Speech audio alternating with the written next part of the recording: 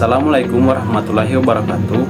Perkenalkan, nama saya Wahyu Dias Maghrib dari Fakultas Ilmu Tarbiyah dan Keguruan, jurusan Pendidikan Guru Madrasah Ibtidaiyah semester 5. Nah, di sini saya akan mempresentasikan proposal saya yang berjudul Pengembangan buku cerita bergambar berbasis metode SAS atau struktural, analitik, sintetik, dan meningkatkan kemampuan membaca permulaan kelas 1 pada tema diriku.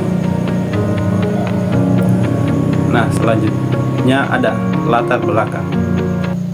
Metode SAS merupakan metode yang cocok digunakan peserta didik dalam tingkat kelas rendah, dan cara pembelajarannya melalui rangkaian struktur kalimat.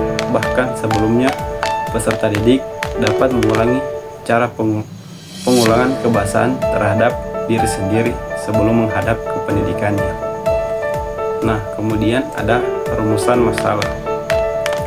Yang pertama, bagaimana pengembangan buku cerita bergambar berbasis metode SAS, struktural, analitik, sintetik untuk meningkatkan kemampuan membaca permulaan kelas 1 SD. Yang kedua, bagaimana kelayakan buku cerita bergambar berbasis metode SAS, struktural, analitik, sintetik untuk meningkatkan kemampuan membaca permulaan kelas 1 SD.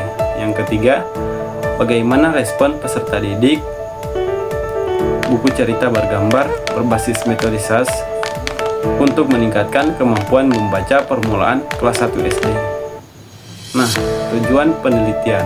Yang pertama, untuk mengetahui pengembangan buku cerita bergambar berbasis metode SAS, struktural, analitik, sintetik untuk meningkatkan kemampuan membaca permulaan kelas 1 SD.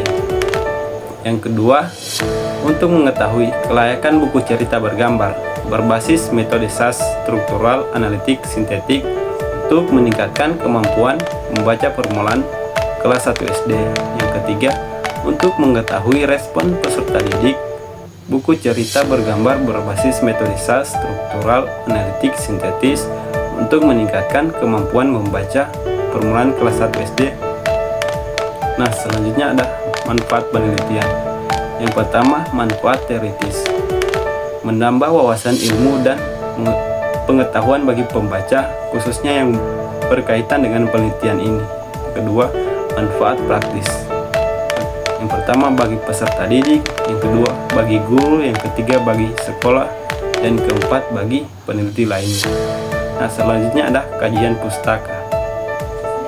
Penelitian dan pengembangan dapat dikatakan sebagai suatu metode penelitian yang sesuai untuk mengembangkan solusi atau penyelesaian berdasarkan penelitian untuk suatu masalah yang kompleks dalam praktis pendidikan atau untuk mengembangkan dan memvalidasi suatu teori tentang proses belajar, lingkungan belajar, dan sejenisnya.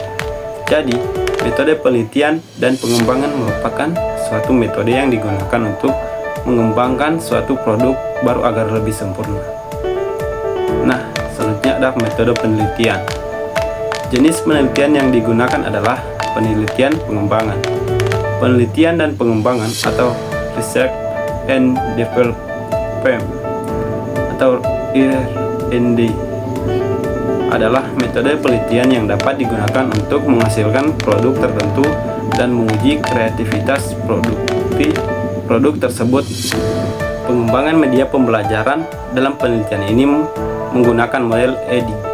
Model ini terdiri dari 5 tahap, yaitu yang pertama analisis, yang kedua desain, yang ketiga pengembangan, yang keempat implementasi, dan terakhir evaluasi, yang harus dilakukan secara sistematik. Buku cerita bergambar selaras dengan meningkatkan kemampuan membaca siswa.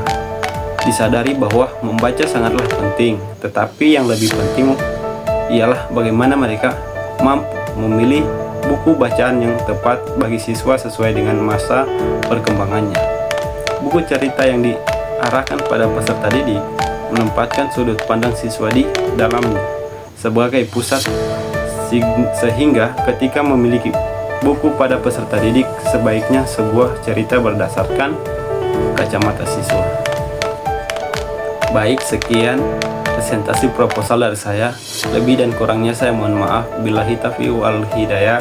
Wassalamualaikum warahmatullahi wabarakatuh.